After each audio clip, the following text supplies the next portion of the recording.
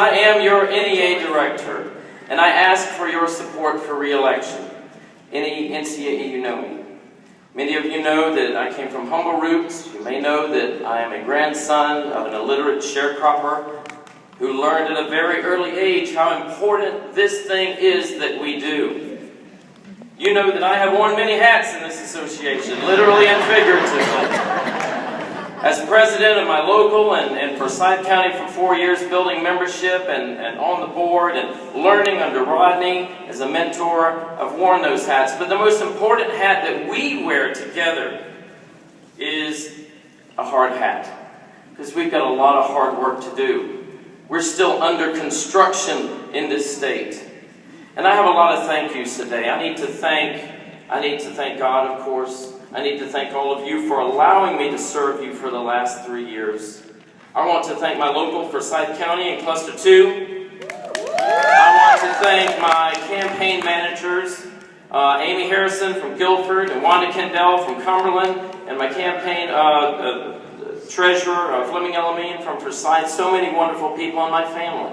My wife and my children who just texted me a few minutes ago. They wish they could be here, but they're dealing with some plumbing issues. They couldn't be here, but they texted me with their hats and their Keep Tripp shirts on, and it almost brought tears to my eyes because they have to deal with my absence from home when I'm doing this work.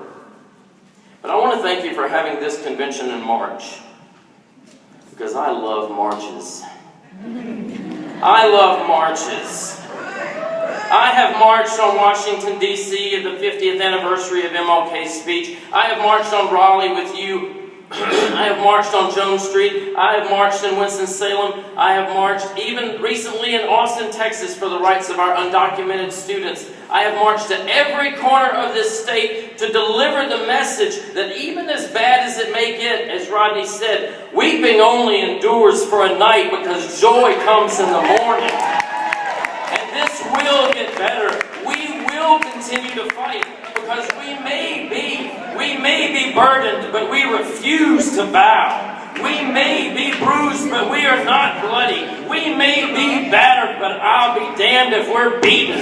We are not beaten. We will continue this fight. We will continue to march to every corner of this state and tell them that no other profession is even possible without our profession.